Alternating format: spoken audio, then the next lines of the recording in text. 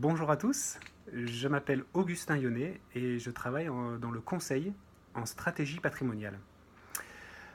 Aujourd'hui, au lieu d'écrire un post classique sur Facebook, j'avais envie de faire une vidéo pour innover. Donc, Robert Kiyosaki, qui est l'auteur de Père riche, Père pauvre, a écrit quelque chose de très pertinent, en tout cas moi je trouve. Il a dit ceci: tu es taxé quand tu gagnes de l'argent, tu es taxé quand tu en dépenses, tu es taxé quand tu en épargnes et tu es taxé quand tu meurs. En fait, on est taxé tout le temps. Moi, aujourd'hui, je voulais vous parler de la taxation quand tu meurs, c'est-à-dire les droits de succession, comme on les appelle.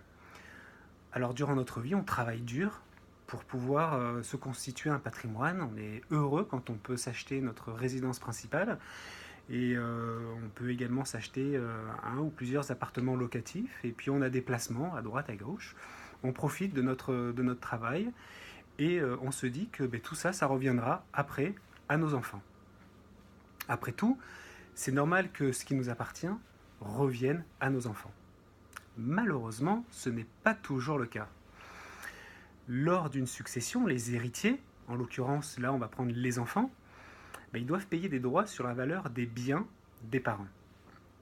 Donc il n'y a pas forcément besoin d'être riche. Souvent on dit c'est les riches qui vont payer les droits de succession parce qu'ils ont plein de patrimoine et donc c'est normal aussi qu'ils payent les droits de succession.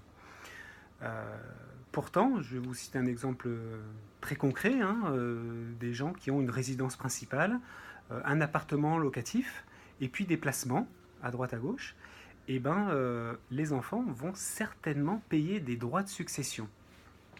Alors pour moi, c'est assez scandaleux, je trouve, de devoir payer, de devoir être taxé sur des biens que nos parents ont déjà achetés et ont déjà été taxés dessus.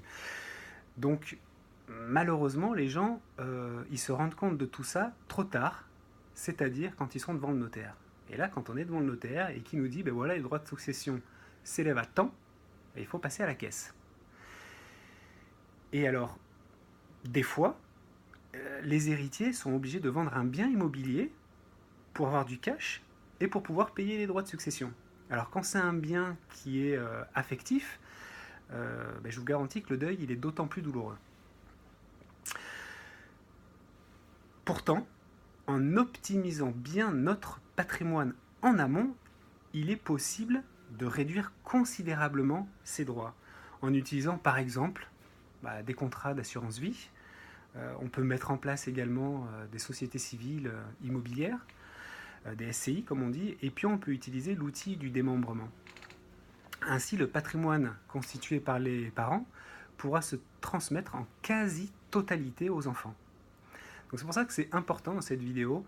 Je voulais vous dire que c'était important de bien se faire conseiller en amont. Souvent on se dit ah c'est pas important, ou alors j'ai pas un patrimoine qui mérite d'être conseillé. Je pense que mes enfants de toute façon ne paieront pas de droits de succession. Et bien souvent les enfants s'en aperçoivent donc comme je vous le disais devant le notaire. Donc il est toujours important de se faire conseiller, de se faire aider et de pouvoir évaluer justement la transmission au plus tôt, justement pour pouvoir avoir une bonne stratégie patrimoniale. Voilà, je vous remercie et à bientôt.